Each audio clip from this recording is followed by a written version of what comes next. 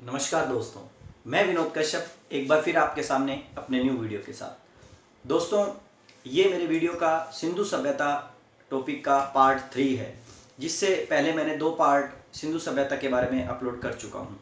दोस्तों, सिंधु सभ्यता के बारे में इससे पहले के दोनों पार्टों के अंदर हमने सिंधु सभ्यता के नामकरण को पढ़ा, उससे रिलेटेड स्थलों को पढ़ा और भारत और पाकिस्तान में पड़ने वाले इसके प्रमुख केंद्रों के बारे में हमने जानकारी ली। और आज तीसरे पार्ट में हम सिंधु सभ्यता की उन महत्वपूर्ण स्थलों के बारे में जानकारी लेंगे, जैसे हड़प्पा, मोहनजोदड़ो, चनहुंदड़ो, कालीबंगा, जिनमें हमें क्या है कुछ पुरातात्विक सामग्रियां जो हमें प्राप्त हुई हैं, उनके बारे में हम आज क्या करेंगे, जानकारी लेंगे। लेकिन इस जानकारी से पहले मेरी आप लोगों से एक अपील छोटी सी दोस्तों, कि जो बच्चों ने या जिन मेरे मित्रों ने मेरे चैनल को सब्सक्राइब नहीं किया है वो मेरे चैनल को सब्सक्राइब कर लें और साथ ही साथ बेल आइकन को भी दबा लें, ताकि मेरे रोज़ाना आने वाले वीडियोस के नोटिफिकेशन जो है वो आपको मिलते रहें और आपकी स्टडी जो है वो निरंतर इसी तरह चलती रहे। तो चलिए दोस्तों, स्टार्ट करते हैं हम सिंधु सभ्यता के बारे में। लेकिन आजकल मैंने आप लोगों से वादा किया था दोस्तों कि मैं आपको एक ऐसा सूत्र दूंगा जिससे सिंधु सभ्यता के जितने भी जो स्थल हैं उन महत्वपूर्ण स्थलों के बारे में आप ये जान जाएंगे कि वो स्थल किन नदियों के किनारे पर बने हुए हैं। दोस्तों, ये सूत्र मैंने खुद ने अपना बनाया है। आप इस सूत्र को बड़ा ध्यान से समझिएगा। 1 या 2 बार जब आप इस सूत्र को बोल लेंगे, पढ़ लेंगे, तो आपको ये सारी चीजें आराम से क्या हो जाएंगी, याद है हो जाएंगी। तो मैं आज आपको वो सूत्र देने वाला हूँ, वो ट्रिक देने वाला हूँ, जिस ट्रिक के माध्यम से आप सिंधु सभ्यता के उन स्थलों को याद कर लोगे, जो वो स्थल जो आपको याद हो जाएंगे और वो किस नदी के किनारे पर, ठीक है ना, बसे हुए हैं, ये आपको क्या हो जाएगा, याद है हो जाएगा। तो दोस्तों, मेरा वो सूत्र ये है कि लोभो मोसिका हराकंगा, लोभो मोसिका हरा कंघा रमा ने चुराया। ठीक है दोस्तों, लोभो मोसिका हरा कंगा रमा ने चुराया। ठीक है, फिर उसके बाद है दोस्तों हमारा अगली लाइन, रोस में और, ठीक है ना, आप यहां लिख सकते हो और रोस में वीरा ने मन में राखी पर सर रखकर। ठीक है दोस्तों, हम ये बोल सकते हैं कि रोस में वीरा ने मन में राखी पर सर रखकर, वीरा ने मन में राखी पर सर रखकर चूसी बस से कुचल दिया। ठीक है दोस्तों, चूसी बस से कुचल दिया। एक छोटी सी लाइन है दोस्तों और आपको याद रखनी है, मैं इसको बोलकर बता देता हूं, आपको याद हो जाएगा। ये जो शब्द जो हैं, जो मैं छोटे छोटे लिख रहा हूं, जिनके अंदर मैंने ने लिखा या जिसके अंदर मैंने में लिखा, ये छोटे छोटे वर्ड जो हैं ये साइलेंट है। ठीक है दोस्तों, ताकि आपको समझ में आ जाए कि मैं किन किन चीजों के बारे में आपको बताना चाह रहा हूं। दोस्तों, हमारा सूत्र क्या है, दोबारा एक बार आप इसे याद कर लीजिए। लोभो मोसिका हरा कंघा रमा ने चुराया और रोस में आकर या रोस में वीरा ने मन में राखी पर सर रखकर चूसी बस से कुचल दिया। किसे कुचल दिया? लोभो मोसी थी, उसका एक हरा कंघा था, उस हरे कंघे को किसने चुरा लिया? रमा ने चुरा लिया। तो रमा ने चुरा लिया तो लोभो मोसी को क्या आया? गुस्सा आया। तो रोस में, ठीक है ना, उसने किसको कहा? वीरा को कहा। तो वीरा ने मन में राखी पर सर रखकर कसम खाई कि मैं उसे क्या कर दूंगा, चूसी बस से कुचल दूंगा। किसे कुचल दूंगा? जिसने उसका कंघा चुराया है। तो एक छोटी सी लाइन है दोस्तों, उसको अगर 2-3 बार बोलोगे तो आप याद हो जाएगी। और ये लाइन जो है आपको लगभग महत्वपूर्ण स्थलों के बारे में जानकारी दे देगी कि वो किन नदी के किनारे पर बसे हुए हैं। तो चलिए बात करते हैं दोस्तों, सबसे पहले लो से दोस्तों स्थल बनेगा सिंधु सभ्यता का लोथल, जो कि किस नदी के किनारे पर है? भोगवा नदी के किनारे पर है।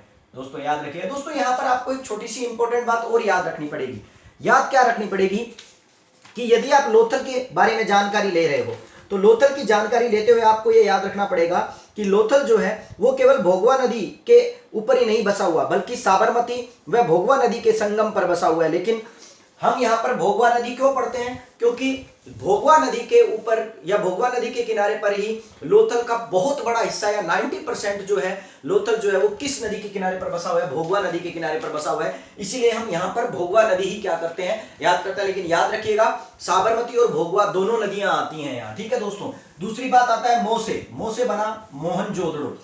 मोसे बना मोहनजोदड़ो। जो मोहनजोदड़ो जो है वो किस नदी के किनारे पर बसा हुआ है? सिंधु नदी के किनारे पर बसा हुआ है। तो दोस्तों देखो किस तरह आपने एक छोटी सी ट्रिक से ये चीज याद कर ली है कि लोभो मोसी का हरा कंगा। लोभो मोसी ये दोनों वर्ड आ गए।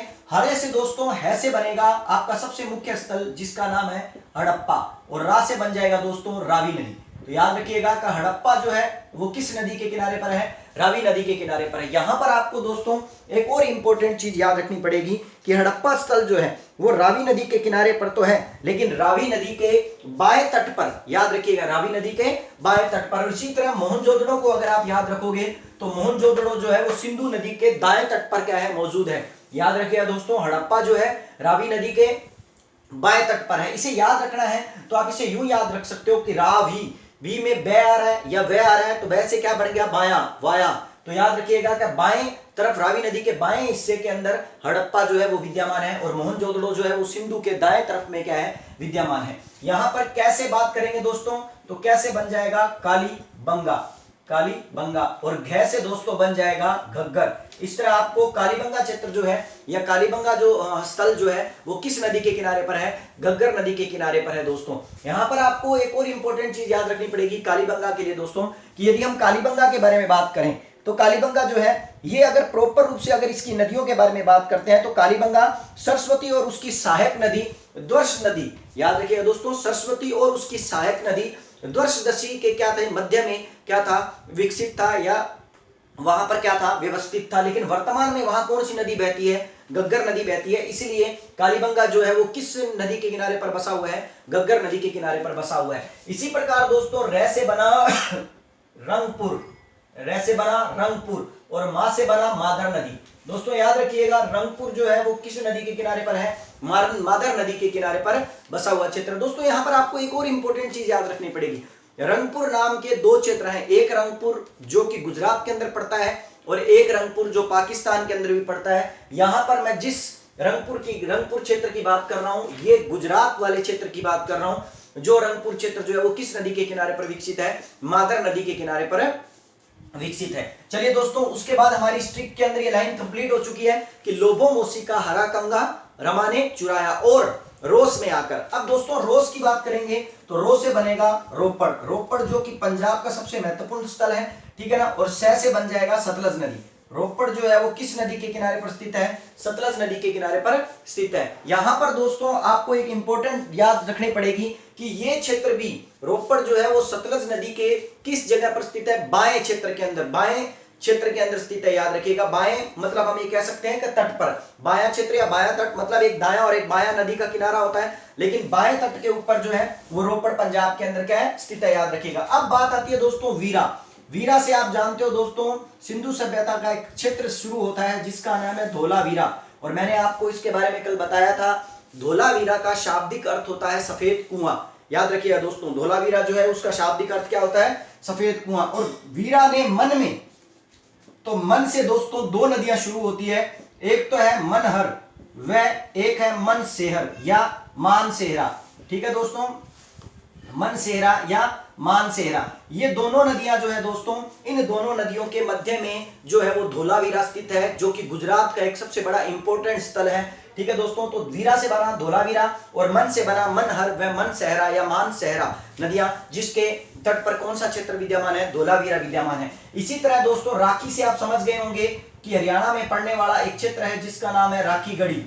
राखीगढ़ी जो क्षेत्र है वो जो है सर, राखी पर सर, सर से बन जाएगा दोस्तों सरस्वती, सरस्वती। राखीगढ़ी जो क्षेत्र है वो हरियाणा का क्षेत्र है जो कि सरस्वती नदी के किनारे पर क्या है? विद्यमान है। यहां पर दोस्तों आपको एक और इंपॉर्टेंट चीज याद रखनी पड़ेगी कि सरस्वती के तट पर हरियाणा के जींद में ये क्षेत्र जो है राखीगढ़ी का पड़ता है। हरियाणा के किस जिले के अंदर पड़ता है? जींद जिले के अंदर पड़ता है। उसके बाद आता है दोस्तों चूसी।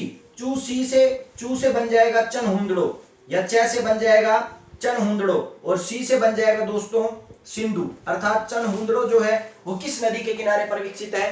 चनहुंदड़ो जो है वो सिंधु नदी के किनारे पर क्या है? विकसित है। और इसी तरह दोस्तों बस से बन जाएगा, बै से बनेगा बनावली या बनावली जो कि हरियाणा का क्षेत्र है, और से बन जाएगा दोस्तों ये सरस्वती। लेकिन यहां पर आपको दोस्तों एक चीज और याद रखनी पड़ेगी कि कई बार कुछ किताबें जो है इस सरस्वती की जगह पर आपको रंगोई नदी दे देते हैं, रंगोई नदी दे देते हैं। दोस्तों यहां पर आपको ये चीज याद रखनी पड़ेगी कि सरस्वती जो है वो शुष्क क्षेत्र के अंदर बहने वाली एक नदी थी, और शुष्क क्षेत्र के अंदर उस जगह पर वर्तमान में कौन सी नदी बह रही है?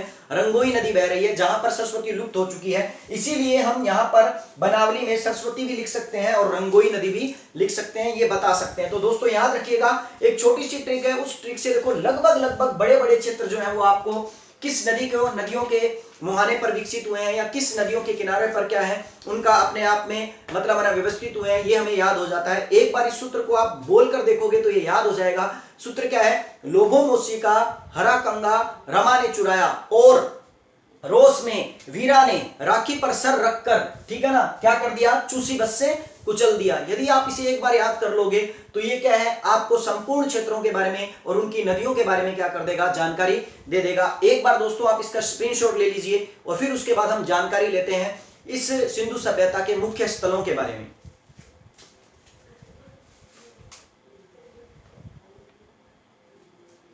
चलिए दोस्तों, हम बात कर रहे हैं आज, हमने इससे पहले के वीडियो के अंदर, सेकंड वीडियो के अंदर, सिंधु सभ्यता के सेकंड पार्ट के अंदर हमने दोस्तों ये पढ़ लिया था कि किस तरह सिंधु सभ्यता के सबसे महत्वपूर्ण स्थल की सर्वप्रथम खोज की गई सन 1921 में दयाराम साहनी के द्वारा, जिसका नाम था हड़प्पा। तो दोस्तों हम इन सब स्थलों को पढ़ने से पहले सबसे पहले हम जिस स्थल के बारे में जानकारी लेंगे, प्रमुख केंद्रों के रूप में हम सबसे पहले जिसको पढ़ेंगे उस स्थल का नाम है हड़प्पा। तो दोस्तों आज हमारा जो टॉपिक रहेगा वो रहेगा हड़प्पा स्थल की जानकारी, ठीक है ना। हड़प्पा जो क्षेत्र है उसकी जानकारी की हड़प्पा क्षेत्र में किस तरह खुदाई की गई, उत्खनन किया गया और उसके अंतर्गत हमें कौन कौन सी चीजें क्या हुई प्राप्त हुई हैं। सबसे महत्वपूर्ण बात तो दोस्तों इस हड़प्पा के बारे में कि इस हड़प्पा के हम कुछ उपनामों के बारे में जिक्र करते हैं कि हड़प्पा के उपनाम कौन कौन से हैं। दोस्तों आपको एक चीज यहां पर मैं बताना चाहूंगा कि आपको पता है मैंने पीछे सर्वप्रथम पहले वीडियो में एक जानकारी दी थी जिसमें आपको यह बताया था मैंने कि सन 1921 के अंदर सर्वप्रथम पहले नंबर पर जिस स्थल की खोज हुई थी वो था हड़प्पा, और उसी के साथ 1922 में राखलदास बनर्जी के द्वारा सेकंड नंबर पर क्षेत्र खोज दिया गया था 1922 में, जिसका नाम था मोहनजोदड़ो। जब ये दोनों क्षेत्र हमें प्राप्त हुए थे तो दोनों क्षेत्र प्राप्त होने के बाद आगे चलकर एक इतिहासकार आए जिनका नाम था पिगट इतिहासकार ने जब इन दोनों क्षेत्रों को देखा, किन किन को? मोहनजोदड़ो और हड़प्पा को। तो जब इन्होंने हड़प्पा और मोहनजोदड़ो को देखा तो हड़प्पा व मोहनजोदड़ो को, इन दोनों को पिगट मौर्य ने, दोस्तों ये बड़ा ही इंपॉर्टेंट क्वेश्चन है, फर्स्ट ग्रेड के अंदर आया भी हुआ है ये, ठीक है ना। और इसीलिए मैं आपको इस क्वेश्चन को यहां बताना चाह रहा हूं कि पिगट मौर्य ने हड़प्पा व मोहनजोदड़ो को सिंधु की क्या कहा? जुड़वा राजधानियां बताया। दोस्तों क्या बताया? जुड़वा राजधानियां। तो यहां पर आपको ये इंपॉर्टेंट बात याद रखनी है कि हड़प्पा व मोहनजोदड़ो जो है वो सिंधु की जुड़वा राजधानियां थी। लेकिन सबसे इंपॉर्टेंट बात ये याद रखनी है कि किसने कहा था? पिगट महोदय ने कहा था। यहां पर आपको एक चीज और बता दूं दोस्तों, यदि ये दोनों जुड़वा राजधानियां हैं तो एक और स्थल है जो बड़ा ही इंपॉर्टेंट है और उसको सिंधु सभ्यता की तीसरी राजधानी कहा जाता है, जिसका नाम है कालीबंगा। यहां पर आपको ये चीज बताना बड़ा इंपॉर्टेंट हो जाता है कि यदि क्वेश्चन ये आ जाए कि बताइए सिंधु सभ्यता की तीसरी राजधानी जो है वो किस स्थल को कहा जाता है, तो याद रखिएगा दोस्तों वो किसे कहा जाता है? हमारे राजस्थान के अंदर पड़ने वाला क्षेत्र, भारत के अंदर पड़ने वाला क्षेत्र जो है कालीबंगा, इसे कहा जाता है। लेकिन ये कहा किसने? यहां पर ये इंपॉर्टेंट हो जाता है। यहां पर याद रखिएगा दोस्तों ये जो वर्ड है ये किसने कहा? डॉक्टर दशरथ शर्मा ने। याद रखिएगा दोस्तों डॉक्टर दशरथ शर्मा ने ही क्या कहा है? ये कहा है कि कालीबंगा जो है वो सिंधु सभ्यता की तीसरी राजधानी है, क्योंकि जुड़वा में दो तो ये होगी और रही तीसरी, तो तीसरी राजधानी किसे बताया गया? कालीबंगा को बताया गया। लेकिन किसने बताया? डॉक्टर दशरथ शर्मा ने। तो चलिए ये दोस्तों हम हड़प्पा के बारे में जानकारी ले रहे थे, तो हड़प्पा के कुछ उपनामों के बारे में जानकारी ले रहे हैं दोस्तों। तो हड़प्पा, सबसे पहली बात तो आपको ये जानना पड़ेगा कि हड़प्पा जो है ये वर्तमान में कहां पड़ता है? पाकिस्तान के अंदर पड़ता है। वर्तमान में यह क्षेत्र जो है पाकिस्तान के अंदर पड़ता है। पश्चिमी पंजाब के एक छोटा सा क्षेत्र है पश्चिमी पंजाब के अंदर, मोंटेगोमरी। याद रखिएगा दोस्तों मोंटेगोमरी नामक क्षेत्र के अंदर पड़ता है। लेकिन वर्तमान में ठीक है ना। ये मोंटेगोमरी जो है दोस्तों, ये भी बड़ा इंपॉर्टेंट बात है कि वर्तमान में ये मोंटेगोमरी नामक जो क्षेत्र है, वर्तमान में ये मोंटेगोमरी नहीं रहा है, अब इसे वर्तमान के अंदर साहिवाल प्रांत बोला जाता है। तो इसलिए याद रखिए दोस्तों, आपके पास ये चीज भी आ सकती है कि मोंटेगोमरी नामक पश्चिमी पंजाब के पाकिस्तान के अंदर, पश्चिमी पंजाब या पश्चिमी पंजाब के पाकिस्तान के मोंटेगोमरी नामक जिले के अंदर रावी नदी के तट पर कौन सा क्षेत्र विद्यमान है? हड़प्पा विद्यमान है, जिसे वर्तमान में किस प्रांत के नाम से जाना जाता है? साहिवाल प्रांत के नाम से जाना जाता है। आइए दोस्तों, मैं इस हड़प्पा के बारे में कुछ उपनामों के बारे में जिक्र कर रहा था, तो इसके उपनामों के बारे में जिक्र करते हुए मैं आपको बताता हूं। मैंने हड़प्पा के बारे में आपको इससे पहले भी बताया था कि हड़प्पा को अर्ध औद्योगिक नगर की संज्ञा दी गई है। याद रखिए दोस्तों, इसे क्या कहा गया है? अर्ध औद्योगिक नगर। अर्ध औद्योगिक नगर की संज्ञा किसे दी गई है? हड़प्पा को दी गई है। और साथ ही साथ तोरण द्वार का नगर भी किसे कहा जाता है? हड़प्पा को कहा जाता है, तोरण द्वार का नगर। याद रखिए दोस्तों, ये दोनों के दोनों नाम जो है वो किसके उपनाम है? हड़प्पा के उपनाम है। तो तोरण द्वार का उपनगर या तोरण द्वार का नगर तथा अर्ध औद्योगिक नगर जो है वो किसे कहा गया है? अर्ध औद्योगिक नगर किसे कहा गया है? हड़प्पा को कहा गया है। दोस्तों, एक और इंपॉर्टेंट बात है हड़प्पा के बारे में, जैसा कि मैं आपको अभी बता रहा हूं कि इससे पहले मैं आपको इन चीजों के बारे में बता चुका हूं, लेकिन आज हड़प्पा का अध्ययन कर रहे हैं तो मैं एक बार दोबारा आपको इसके बारे में थोड़ा सा बता देता हूं।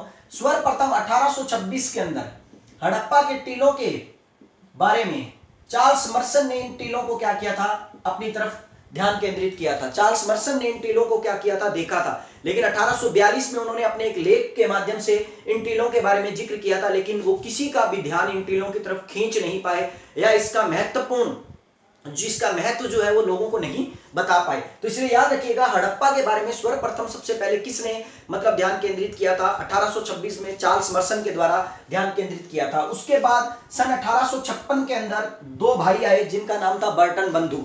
इन बर्टन बंधुओं में एक जॉन बर्टन था और दूसरे का नाम था विलियम बर्टन। इन लोगों ने जब कराची से लाहौर की तरफ रेलवे पटरियां बिछाने का कार्य शुरू किया तो उस दौरान इन्होंने हड़प्पा के टीलों से ईंटें तोड़ तोड़कर वहां बिछानी शुरू कर दी, और यही रीजन था जिसके कारण हड़प्पा जो है वो हमारे पास एक छिन्न अवस्था में या इसके पूर्ण अवशेष हमें क्या नहीं हुए? प्राप्त नहीं हो पाए हैं। एक सबसे बड़ी इंपॉर्टेंट चीज है ये दोस्तों। तो 1856 में कौन आए? बर्टन बंधु आए, जिनमें एक का नाम क्या था? जॉन बर्टन, और एक का नाम क्या था? William Burton. ये सब बातें दोस्तों मैं अपने फर्स्ट वीडियो में आपको बता चुका हूं। तो जो बच्चे इस वीडियो में पहली बार जुड़े हैं, पहली बार ये वीडियो देख रहे हैं, वो मेरे पहले के दोनों पार्टों को जरूर देखें, क्योंकि किसी भी चीज को समझना है तो दोस्तों शुरू से समझें, ताकि वो चीज हमें क्या है? अच्छी तरह समझ में आ जाए। तो 1856 में बर्टन बंधुओं ने इस तरफ ध्यान केंद्रित किया, और इस तरह समय चलता गया, और समय चलने के साथ ही आगे चलकर हमारे पास, ठीक है ना, 1921 के अंदर, ठीक है, 1921 के अंदर जॉन मार्शल के नेतृत्व में, ठीक है ना, दयाराम साहनी ने इस स्थल की क्या कर दी? खोज कर दी। तो दोस्तों याद रखिएगा, अगर ये क्वेश्चन यूं आ जाए कि हड़प्पा स्थल की खोज किसके द्वारा की गई थी, तो क्वेश्चन का आंसर होगा दोस्तों दयाराम साहनी के द्वारा की गई थी। सन कब की गई थी? 1921 के अंदर। तो याद रखिएगा दोस्तों, हड़प्पा स्थल की खोज जो थी वो दयाराम साहनी ने जॉन मार्शल के नेतृत्व के अंदर 1921 के अंदर इसकी खोज की थी। लेकिन 1921 के अंदर तो इनके द्वारा क्या की गई थी? खोज की गई थी। लेकिन यहां पर आपको यह चीज नहीं भूलनी चाहिए दोस्तों कि हड़प्पा स्थल जो 1921 के अंदर खोजा गया था, ठीक है दोस्तों, लेकिन इसका जो उत्खनन कार्य था दयाराम साहनी के नेतृत्व में 1923-24 के अंदर किया गया था। ये याद रखिएगा दोस्तों, इसका जो उत्खनन कार्य जो था वो सन 1923-24 के अंदर दयाराम साहनी के नेतृत्व में किया गया था। तो खोज 1921 में हुई थी, लेकिन उसका उत्खनन कार्य जो था 1923-24 में किया गया था। उसके बाद तो माधव स्वरूप वत्स और मोंडिगर व्हीलर अनेक लोग आए जिन्होंने इस स्थल का क्या किया? उत्खनन कार्य किया। लेकिन यहां पर उत्खनन कार्य इंपॉर्टेंट नहीं है दोस्तों। यहां पर सबसे पहले खोज थी, हमने पढ़ ली, 1921 में दयाराम साहनी के द्वारा की गई। और सबसे इंपॉर्टेंट स्थल जो था हड़प्पा, ये पहले नंबर पर मिलने वाला स्थल था सिंधु सभ्यता का, इसीलिए इस सभ्यता को हमने नाम भी क्या दे दिया था? हड़प्पा। और यही रीजन है कि हम कई बार इस सभ्यता को सिंधु सभ्यता न कहकर क्या कह देते हैं? हड़प्पा सभ्यता कह देते हैं। ये जानकारी भी मैंने आपको इससे पहले के वीडियो में दे दी थी। लेकिन अब हम बात करेंगे हड़प्पा सभ्यता में मिलने वाली पुरातात्विक सामग्रियां, या हमें कौन कौन सी चीजें जो है वो हड़प्पा सभ्यता से हमें क्या हुई है? प्राप्त हुई है। हम इसके बारे में क्या करेंगे? जानकारी लेंगे। तो चलिए दोस्तों, हड़प्पा के अंदर मिलने वाली पुरातात्विक सामग्रियों की जानकारी लेते हैं। इससे पहले यदि आप इसके बारे में स्क्रीनशॉट लेना चाहें इस जानकारी का तो ले सकते हैं।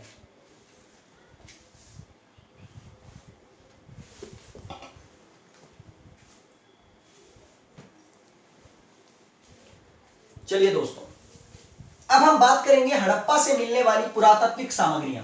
दोस्तों ये बड़ा ही इंपॉर्टेंट टॉपिक है और इस टॉपिक के अंदर मैं आपको वो जानकारियां देने वाला हूं जो आपको, मैं मानता हूं कि आपको लगभग पूरे संपूर्ण YouTube चैनल पर किसी भी वीडियो में नहीं दी गई होगी, और अगर दी भी गई होगी तो आपको एक या दो मुश्किल से ही क्या होंगी ये जानकारियां किसी व्यक्ति के द्वारा बताई गई होंगी। यहां तक कि किसी कोचिंग के अंदर भी बहुत कम ये जानकारियां बताई गई होंगी। ये जो है ये जानकारी बड़ी डीप है जिसे आपको समझना है और जिसे आपको ध्यान से समझना है। तो हड़प्पा के अंदर प्राप्त होने वाली चीजें कौन कौन सी हैं, उसमें सबसे पहले और सबसे इंपॉर्टेंट बात जो मैं करना चाह रहा हूं वो इंपॉर्टेंट बात क्या है। देखो, हड़प्पा से हमें एक कब्रिस्तान प्राप्त हुआ है दोस्तों, ठीक है ना। हड़प्पा से हमें एक कब्रिस्तान प्राप्त हुआ है जिस कब्रिस्तान को इतिहासकारों ने R37 का नाम दिया है। R37 का नाम दिया है। मैं जब कोचिंग में पढ़ाया करता था, ठीक है ना, अब तो कोरोना के कारण कोचिंग जो है वो ऑफ हो चुकी है, तो उस वक्त बच्चे में से कई बार पूछते थे सर R37 नाम क्यों दिया, ठीक है ना। जब पूछते थे तो मैं उन्हें आंसर दे देता था, नहीं पूछते तो नहीं देता था। लेकिन यहां पर मैं आपको जरूर बताऊंगा कि इस कब्रिस्तान को R37 नाम क्यों दिया गया है। दोस्तों ऐसा कहा जाता है कि इस हड़प्पा के इस कब्रिस्तान के अंदर टोटल 57 जो है वो शव प्राप्त हुए हैं, जिनमें 37 शव ऐसे थे जो अध्ययन के लायक थे। कुछ विद्वान अलग अलग मानते हैं, कुछ लोगों का मत ये है कि भी 37 प्रकार के मतलब है ना शव जो है वो हमें अध्ययन के रूप में, या 37 प्रकार के शव प्राप्त हुए हैं जिन पर हमने पूर्ण रूप से अध्ययन किया है। तो इसीलिए हमने उस कब्रिस्तान को क्या नाम दिया दोस्तों, R37 नाम दिया। याद रखिएगा दोस्तों, उस कब्रिस्तान का क्या नाम दिया, R37 नाम दिया गया। इसी के अलावा ऐसी ही हमें एक दूसरी समाधि भी प्राप्त हुई है जिसे HR समाधि के नाम दिया गया है। याद रखिएगा दोस्तों, उसे HR समाधि का नाम दिया गया। एक कब्रिस्तान प्राप्त हुआ है जिसे तो हमने क्या नाम दे दिया, R37 नाम दे दिया। इसके अलावा हमें एक समाधि और प्राप्त हुई है जिसे HR समाधि का नाम दिया गया है। HR समाधि का नाम दिया गया है। अब दोस्तों ये HR समाधि क्या है और ये R37 तो चलो आप समझ गए कि एक कब्रिस्तान है जहां पर हमें बहुत से शव प्राप्त हुए हैं, और ये शव जो है जिसके कारण हमने हड़प्पा के अंदर प्राप्त हुए हैं तो हमने इसको R37 नाम दे दिया। लेकिन मुद्दा ये है कि HR समाधि क्या है दोस्तों। यहाँ पर जो हमें दो अलग अलग समाधि स्थल प्राप्त हुए हैं, एक कब्रिस्तान और एक समाधि स्थल, दोनों को अलग अलग नामों से आप एक तरह जान सकते हैं, बोल सकते हैं। ये दोनों स्थल जो हमें प्राप्त हुए हैं दोस्तों, इसकी मुख्य बात यह है कि अगर हम HR समाधि स्थल के बारे में जानकारी लें तो HR समाधि स्थल जो है वो पूर्ण रूप से, ठीक है ना, पूर्ण रूप से हड़प्पा के काल का नहीं है दोस्तों। अगर हम बात करें तो HR समाधि स्थल जो है वो क्या है, कब्रिस्तान जो है वो प्रवर्ती काल का है। हड़प्पा के प्रवर्ती यानी सिंधु सभ्यता के प्रवर्ती काल का माना जाता है। सिंधु सभ्यता के प्रवर्ती काल का मतलब क्या हुआ दोस्तों, सिंधु सभ्यता के प्रवर्ती काल का।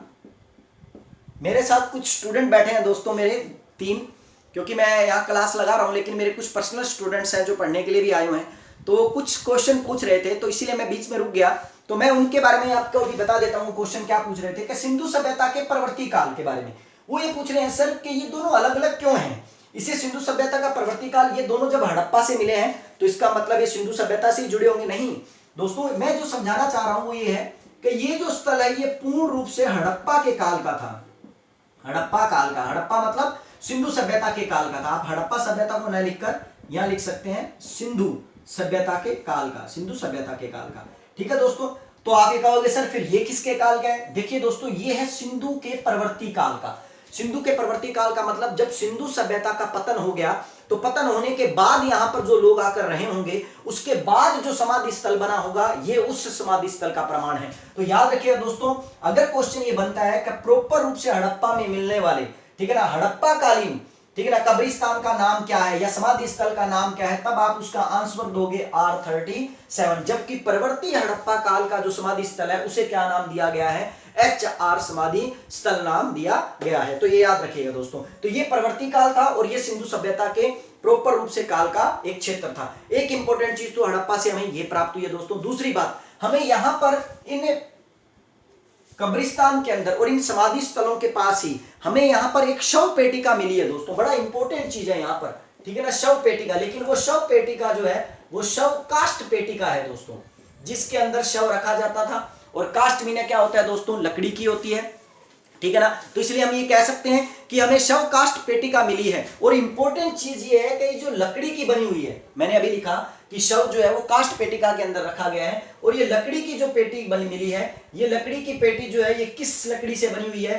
देवदार लकड़ी से बनी हुई है दोस्तों, याद रखना, देवदार लकड़ी से, ठीक है ना। ये बड़ा इंपॉर्टेंट है दोस्तों कि देवदार लकड़ी से बनी हुई है, याद रखिएगा दोस्तों ये, ठीक है ना। काष्ठ पेटिका है, इसका मतलब इन लोगों को इतना ज्ञान था कि ये लोग शव को किस में रखते थे? ताबूत के अंदर क्या किया करते थे? रखते थे। याद रखिएगा दोस्तों, शव को कहां रखा करते थे? ताबूत के अंदर रखा करते थे। तो ये भी एक बड़ा इंपॉर्टेंट प्रमाण है कि शव को ये लोग एक शव पेटिका में रख रहे हैं। यहाँ शव पेटिका को हम ताबूत बोल सकते हैं दोस्तों, क्योंकि शब्दावली है जिसको अलग अलग इतिहासकार, अलग अलग लेखक जो है वो किसी भी संदर्भ में, किसी भी चीज में क्या कर सकते हैं? लिख सकते हैं। तो याद रखिएगा दोस्तों। दूसरी बात, हड़प्पा और इंपॉर्टेंट क्यों हो जाता है? हड़प्पा और इंपॉर्टेंट इसलिए भी हो जाता है कि यहां से हमें गधे की अस्थियां प्राप्त हुई है, हड्डियां प्राप्त हुई हैं दोस्तों, याद रखिएगा। हमें गधे की क्या प्राप्त हुई है? हड्डियां। बड़ा इंपॉर्टेंट क्वेश्चन है दोस्तों। क्वेश्चन ये आ जाए कि बताइए गधे की हड्डियां कहां से प्राप्त हुई है? तो गधे की हड्डियां कहां से प्राप्त हुई है? हड़प्पा से हमें क्या हुई है? प्राप्त हुई है। दूसरी बात दोस्तों, यहां जो हड़प्पा है, इस हड़प्पा का सबसे महत्वपूर्ण जो चीज थी वो थी सुनियोजित और ग्रिड योजना के आधार पर नगर निर्माण। याद रखिएगा दोस्तों, हड़प्पा का सुनियोजित तरीके से उसका निर्माण करना, सुनियोजित मतलब पूर्ण रूप से योजना बनाकर नगर निर्माण किया गया था। यह बड़ा इंपॉर्टेंट मतलब फैक्ट था कि हड़प्पा में हमें जितने भी भवन निर्माण मिले हैं या जितनी भी हमें मतलब ना नगर जो हमें प्राप्त हुआ है हड़प्पा का, वो एक सुनियोजित तरीके से बनाया गया था, जिसे ग्रिड पद्धति का आधार दिया जाता है, जहां पर सड़कें जो आपस में समकोण पर क्या करती हैं? काटती हैं। दोस्तों थोड़ा सा ये ध्यान रखने वाली बात है। फिर उसके बाद बात करेंगे आगे हम, ठीक है ना। उसके बाद हम बात करेंगे दोस्तों, फिर बच्चों ने एक क्वेश्चन पूछा है मुझसे, मैं उस क्वेश्चन का और जवाब दे देता हूं आपको। यहां पर उन्होंने कहा कि सर गधे की हड्डियां हमें यहां से प्राप्त हुई है, तो इसका मतलब क्या है? दोस्तों यहां पर हमें गधे की हड्डियां अगर प्राप्त हुई है तो इसका सिर्फ एक ही मतलब निकलता है कि इन लोगों को जानवरों में गधे का क्या था? ज्ञान था। जैसे कि हम कई बार पढ़ते हैं, ठीक है ना, कि हमें ये पढ़ते हैं कि सिंधु सभ्यता के लोगों को घोड़े का ज्ञान नहीं था। दोस्तों ये जानकारी तब दी जाती थी जब हमें घोड़े की अस्थियां प्राप्त नहीं हुई थी, या घोड़े का जबड़ा हमें प्राप्त नहीं हुआ था, या अन्य चीजें प्राप्त नहीं हुई थी। लेकिन सच्चाई ये कहा जाता सकता है कि गिनी चुनी जगहों पर ही हमें घोड़े के बारे में जानकारी प्राप्त हुई है। इसीलिए अधिकांश विद्वानों ने यह कह दिया कि शायद इनको घोड़े का ज्ञान नहीं था। लेकिन सही ये है कि घोड़े का उनको नॉलेज था। उसी तरह इनको गधे की हड्डियां प्राप्त होना भी इस बात को इंगित करता है कि उनको गधे का क्या था? ज्ञान था। चलिए नेक्स्ट बात करते हैं दोस्तों। इसके बाद हड़प्पा के अंदर ही हमें एक बड़ी इंपॉर्टेंट क्या प्राप्त हुई है? मूर्ति प्राप्त हुई है। एक पीतल की मूर्ति प्राप्त हुई है, जिस पीतल की मूर्ति के ऊपर क्या मतलब, जो पीतल की मूर्ति जो है वो किस चीज की बनी हुई है? हिरण पर आक्रमण करते हुए कुत्ते की पीतल की मूर्ति प्राप्त हुई है दोस्तों, याद रखिएगा। हिरण पर आक्रमण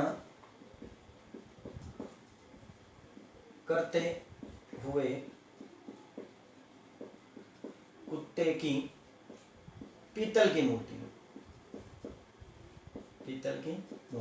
बड़ा इंपॉर्टेंट क्वेश्चन है दोस्तों कि हिरण पर कुत्ते के द्वारा आक्रमण किया जा रहा है और इस तरह की मूर्ति का निर्माण किया गया, और वो भी किस धातु के अंदर? पीतल के धातु के अंदर निर्माण किया गया। तो बड़ा इंपॉर्टेंट क्वेश्चन बन जाता है। दूसरे अलावा इसके बाद हमें हड़प्पा से एक मृद भांड प्राप्त हुआ है दोस्तों, मिट्टी का एक बर्तन प्राप्त हुआ है। और आप जानते हो कि सिंधु सभ्यता के जो लोग थे वो मृद भांड पर भी क्या किया करते थे? चित्रकारी किया करते थे। तो मृद भांड पर एक चित्रकारी हमें प्राप्त हुई है, जहां पर क्या है? मृद भांड पर एक हिरणी को अपने बच्चे को दूध पिलाते हुए दिखाया गया। तो मृद भांड पर दूध पिलाते हुए हिरणी का चित्रण है, दूध पिलाते हुए हिरणी का चित्रण है। तो दोस्तों याद रखिएगा, मृद भांड पर एक चित्रण मिला है जहां पर हिरणी को क्या किया? हिरणी के द्वारा क्या किया जा रहा है? दूध पिलाया जा रहा है। तो ये भी बड़ा एक इंपॉर्टेंट है, क्वेश्चन बन जाता है कि बताइए हमें एक ऐसा मिट्टी का बर्तन कहां से प्राप्त हुआ है जहां उस मिट्टी के बर्तन के ऊपर एक ऐसा चित्र बना हुआ है जिस पर हिरणी जो है वो क्या कर रही है? दूध पिलाते हुए दिखाई गई है। तो ऐसा बर्तन हमें कहां से प्राप्त हुआ है? हड़प्पा से प्राप्त हुआ है। ठीक है दोस्तों। दूसरी बात, आगे नेक्स्ट बात करेंगे। तो देखो गठिया रोग के साक्ष्य जो है, गठिया रोग के साक्ष्य जो है वो भी हमें कहां से प्राप्त हुए हैं दोस्तों?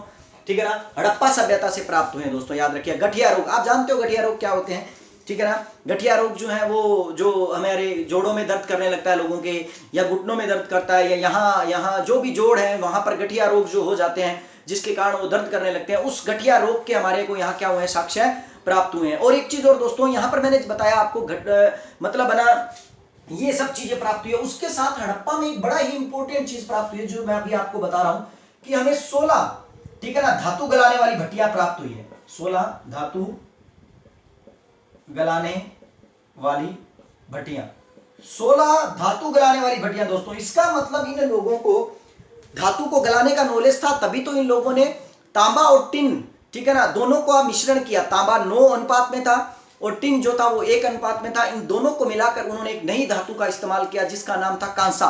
और इसीलिए सिंधु सभ्यता जो है वो कौन सी सभ्यता कहलाती है? कांस्य युगीन सभ्यता कहलाती है। यहां पर इस बात को आपको समझना पड़ेगा दोस्तों कि हम लोग सिंधु सभ्यता के नगरों के बारे में जानकारी ले रहे हैं, और अगर नगरों के बारे में जानकारी ले रहे हैं और नगर ही नगर हमें प्राप्त हो रहे हैं तो इसका मतलब साफ है कि सिंधु सभ्यता जो है वो ग्रामीणी सभ्यता नहीं है दोस्तों, नगरीय सभ्यता है। तो इसलिए ये भी याद रखिएगा कि सिंधु सभ्यता अपने आप में नगरीय सभ्यता नहीं है, बल्कि कौन सी सभ्यता है? ग्रामीणी सभ्यता है। हाँ, आइए हम बात कर रहे हैं कि 16 जो है हमें भट्टियां प्राप्त हुई है जो धातु को गलाने की है। दोस्तों ये आम भट्टियां नहीं होती हैं, धातु को गलाने के लिए उच्च ताप की जरूरत होती है, इसीलिए वो भट्टियां भी जो हैं वो अलग तरीके की होती हैं। तो आपको ये समझना पड़ेगा कि ये भट्टियां जो है वो भी क्या थी? अलग तरीके की थी। चलिए नेक्स्ट हम बात करेंगे दोस्तों इसके अलावा कि इसके अंतर्गत क्या है। देखो एक मुद्रा हमें प्राप्त हुई है दोस्तों यहाँ पर, एक जैसे कि हमने कहा कि एक मर्दभांड प्राप्त हुआ, जैसे कि हमने बात की कि गधे की मतलब बना वो प्राप्त हुई, हमें अस्थियां प्राप्त हुई, हड्डियां प्राप्त हुई, तो हमें एक मुद्रा प्राप्त हुई है दोस्तों। वो मुद्रा जो है बड़ी अजीम मुद्रा है, और वो मुद्रा ये है कि एक सांप को गरुड़ के पांवों में दबा हुआ दिखाया गया है। सांप को गरुड़ के पांवों में, याद रखिए दोस्तों, सांप को गरुड़ के पांवों में दबा हुआ दिखाया गया है। ये बड़ी इंपॉर्टेंट मुद्रा है दोस्तों। मुद्रा पर सांप को गरुड़ के पांवों में दिखाया गया है, ये किस चीज को इंगित करता है? दोस्तों हम सांप को बुराई का प्रतीक मानते हैं, और इसीलिए शायद ये माना जाता है कि गरुड़ जो है वो अच्छाई का प्रतीक है। और उसमें यह बताया गया है कि शायद अच्छाई की पकड़ हमेशा किस पर रहती है? बुराई पर रहती है। और दूसरी मोहर पर हमें एक खरगोश का अंकन प्राप्त होता है, एक मोहर और प्राप्त हुई है हमें। तो सांप को गरुड़ के पांव में दबा हुआ दिखाया गया है, और दूसरी मोहर पर हमें क्या है? खरगोश का अंकन प्राप्त होता है। तो ये भी बड़ा इंपॉर्टेंट बात है। इसका मतलब वो सांप, गरुड़, खरगोश इस प्रकार के जीव जो थे उनके बारे में भी वो क्या करते थे? नॉलेज रखते थे, और इस चीज का भी उनको पूरा क्या था? ज्ञान था। इसके अलावा अगर हम हड़प्पा की बात करें दोस्तों, तो हड़प्पा सबसे इंपॉर्टेंट स्थल क्यों हो जाता है कि ये जो पहले नंबर पर हमें स्थल प्राप्त हुआ, क्या इसी वजह से इंपॉर्टेंट था? नहीं दोस्तों, सबसे बड़ी बात यह है कि हमें यहाँ पर अनेक प्रकार के मृद भांड प्राप्त हुए हैं, जिसमें एक बर्तन ऐसा भी है दोस्तों जिस बर्तन पर, ठीक है ना, एक बर्तन पर जाल लिए हुए मछुआरे का चित्रण है। जाल लिए हुए मछुआरे का चित्रण है, जाल लिए हुए मछुआरे का चित्रण है दोस्तों। इसका मतलब क्या है? इसका मतलब स्पष्ट हो जाता है कि सिंधु सभ्यता के जो लोग थे वो अपने आप में क्या थे? ठीक है ना, मांसाहारी थे, ठीक है ना। तभी तो जाल लेकर मछुआरा जो है वो मछलियां पकड़ने के लिए गया, और मछलियां पकड़कर वो कोई ये तो है नहीं कि उनको पकड़कर बाहर रखकर यूं ही छोड़ देंगे, कहीं ना कहीं वो उसका सेवन करेंगे। तो शाकाहारी के साथ साथ वो लोग क्या थे? मांसाहारी भी थे। लेकिन वो किस तरीके का मांस खाया करते थे इसके बारे में हमें पूर्ण जानकारियां नहीं है। लेकिन यहाँ पर ये चीज जो हमें इस बात के बारे में इंगित कर देती है कि हड़प्पा सभ्यता के लोग जो थे वो क्या थे? मांसाहारी भी थे। इसी के अलावा हमें यहाँ पर एक स्त्री की मूर्ति प्राप्त हुई है, मर्ण मूर्ति प्राप्त हुई है दोस्तों, जिसके गर्भ से पेड़ निकल रहा है। याद रखिए दोस्तों, स्त्री की मूर्ति है, स्त्री की मर्ण मूर्ति है, मर्ण मूर्ति टूटी हुई सी है, ठीक है ना, मर्ण मूर्ति, जिसके गर्भ से क्या निकल रहा है? गर्भ से पौधा निकल रहा है, पौधा या पेड़ कुछ भी बोल लो दोस्तों, पौधा निकलते हुए दिखाया गया। अब दोस्तों ये बड़ा इंपॉर्टेंट चीज है कि एक स्त्री के गर्भ से पौधा निकलता हुआ दिखाया दे रहा है, इस प्रकार की मूर्ति का होना। शायद ये ही रीजन है कि जिसके कारण हम ऐसा मानते हैं कि हड़प्पा सभ्यता के लोग स्त्री को के गर्भ से निकलता हुआ पौधा निकलते हुए जो दिखाया गया, हमारा ऐसा मानना है कि ये स्त्री जो है वो अपने आप में एक धरती माँ है, ठीक है ना, क्योंकि ये धरती जो है वो अपने गर्भ से बीज को लेकर अपने गर्भ के अंदर से वो क्या निकालती है? पेड़ पौधे क्या करती है? बाहर निकालती है, हमारे खाने के लिए फल फ्रूट और अन्य चीजों का क्या करती है? उत्पादन करती है, फसलें हमें देती हैं। तो इसीलिए शायद ये लोग इस प्रकार की मूर्ति बनाकर ये दर्शाना चाहते हैं कि ये धरती जो है हमारी एक प्रकार से माँ है, एक स्त्री है, जिसके गर्भ के अंदर ये सब चीजें क्या है? पलती हैं और बड़ी होती हैं और बाहर निकलती हैं। तो कितना इंपॉर्टेंट मतलब इस सभ्यता के लोग हैं दोस्तों, और कितना अधिक ये जो लोग हैं मतलब ना बुद्धिजीवी हैं। आप ये देखिए कि इन लोगों को हम इन लोगों को सिर्फ इन चीजों से नहीं जान सकते, क्योंकि सिंधु सभ्यता की एक सबसे बड़ी और सबसे इंपॉर्टेंट जो कमी है वो ये है कि हम आज तक सिंधु लिपि को क्या नहीं कर पाए हैं, पढ़े नहीं पाए हैं। और यही रीजन है जिसके कारण सिंधु सभ्यता के बारे में हम पूर्ण रूप से क्या नहीं कर पाए हैं, जान नहीं पाए हैं। चलिए दोस्तों, और सिंधु सभ्यता की अंतिम जो सबसे इंपॉर्टेंट जानकारी है जो मैं यहां लिख देता हूं दोस्तों, वो सबसे इंपॉर्टेंट जानकारी क्या है कि हड़प्पा सभ्यता से ही, हड़प्पा स्थल से ही हमें, सिंधु के हड़प्पा स्थल से ही हमें सर्वाधिक अभिलेख युक्त मोहरें प्राप्त हुई है। याद रखिएगा दोस्तों, सर्वाधिक अभिलेख युक्त मोहरें, अभिलेख युक्त मोहरें। दोस्तों यहां पर आपको एक चीज बड़ा इंपॉर्टेंट समझनी होगी जो मैं आपको यहां समझा देता हूं। अगर क्वेश्चन ये आता है कि बताइए सिंधु सभ्यता के किस स्थल से सर्वाधिक अभिलेख युक्त मोहरें प्राप्त हुई हैं, तो आप उसका आंसर दोगे क्या, हड़प्पा। याद रखिएगा दोस्तों, आप भी समझ लीजिए अच्छी तरह कि सर्वाधिक अभिलेख युक्त मोहरें आती हैं तो आप इसका आंसर क्या दोगे, ठीक है ना, हड़प्पा दोगे, अभिलेख युक्त। लेकिन अगर अभिलेख युक्त हटा दिया जाए वर्ड और सीधा पूछे कि बताइए सर्वाधिक मोहरें कहां से प्राप्त हुई है, और ये वर्ड क्या कर दिया जाए, हटा दिया जाए, सिर्फ मोहरें आए, तो याद रखिएगा दोस्तों कि सिंधु सभ्यता के मोहनजोदड़ो से हमें सर्वाधिक क्या प्राप्त हुई है, मोहरें प्राप्त हुई हैं। अभिलेख युक्त का मतलब होता है जिन मोहरों पर किसी प्रकार की कुछ चीजें लिखी गई हो या चित्रण किया गया हो या उनके बारे में कुछ बताया गया हो, इस प्रकार के अभिलेख युक्त मोहरें होती हैं जो सर्वाधिक हमें कहां से प्राप्त हुई, हड़प्पा से।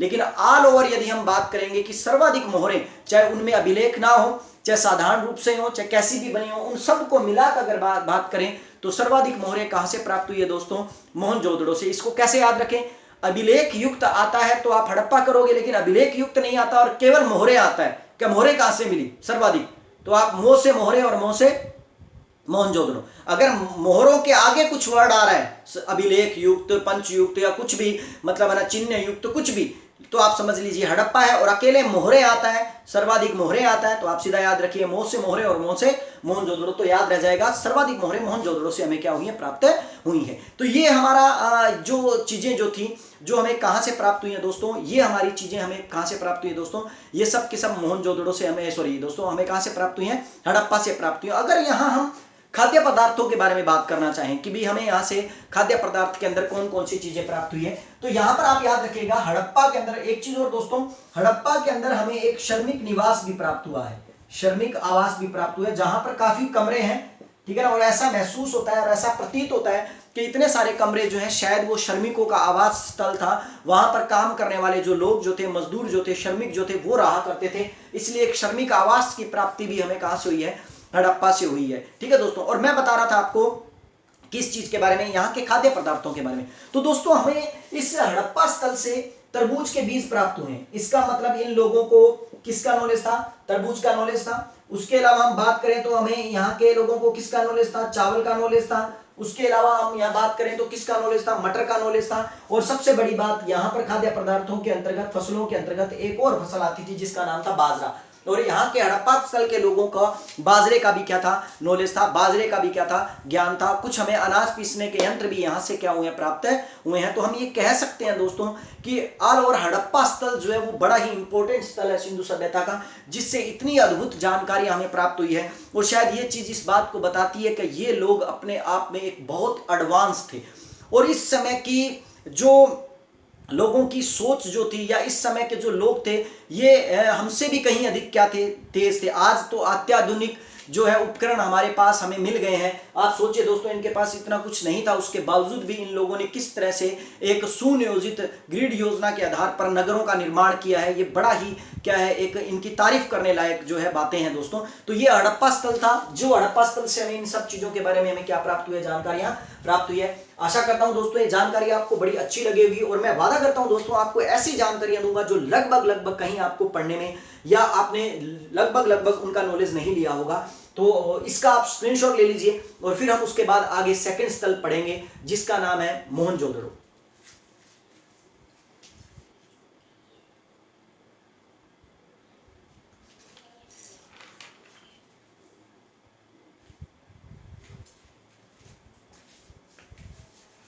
चलिए दोस्तों, हड़प्पा दोस्तों अभी वीडियो जो है वो काफी लंबा हो रहा है, लेकिन हड़प्पा के बारे में एक दो बातें और मैं बता देता हूं, ताकि हम ये जो टॉपिक है, आगे के टॉपिक हम नेक्स्ट वीडियो के अंदर डालेंगे और नेक्स्ट वीडियो के अंदर पढ़ते हैं, ठीक है ना, नेक्स्ट पार्ट के अंदर पढ़ते हैं। लेकिन यहां पर मैं आपको एक चीज और बताना चाहूंगा दोस्तों हड़प्पा के बारे में, जो बड़ा ही इंपॉर्टेंट फैक्ट है। और इंपॉर्टेंट फैक्ट इसलिए बन जाता है दोस्तों क्योंकि हड़प्पा के अंदर, ठीक है ना, क्योंकि आजकल इस चीज पर बड़ा जोर चल रहा है, क्योंकि आप जानते हो कि पीछे के काल के अंदर एक मतलब है ना मुहिम चली थी स्वच्छ भारत, ठीक है ना, शौचालय सभी जगह बनाए जा रहे थे। आपको बड़ा आश्चर्य होगा दोस्तों, और बड़ा इंपॉर्टेंट एक चीज आपको बताना चाह रहा हूं मैं आपको कि हड़प्पा के सभी घरों में, ठीक है ना, हड़प्पा के सभी घरों के अंदर शौच स्थानों के अवशेष प्राप्त हुए हैं। याद रखिए दोस्तों, शौच स्थानों के, हड़प्पा के जितने भी घर हैं शौच स्थानों के अवशेष प्राप्त हुए हैं। कितनी इंपॉर्टेंट बात है दोस्तों, इसका मतलब ये स्वच्छ भारत पर क्या कर रहे थे, गौर फरमा रहे थे मतलब कहने का तात्पर्य ये है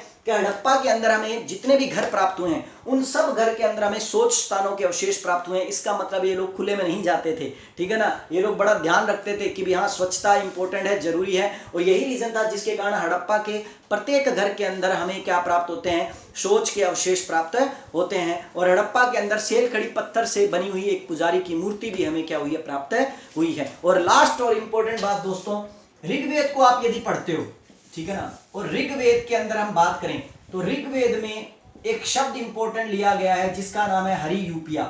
हरियूपिया दोस्तों, ऋग्वेद के इस हरियूपिया नामक शब्द का, हरियूपिया नाम शब्द को हम अगर किसी स्थान से जोड़कर पढ़ते हैं या उस स्थान का पता लगाते हैं तो उसका नाम क्या है, हड़प्पा।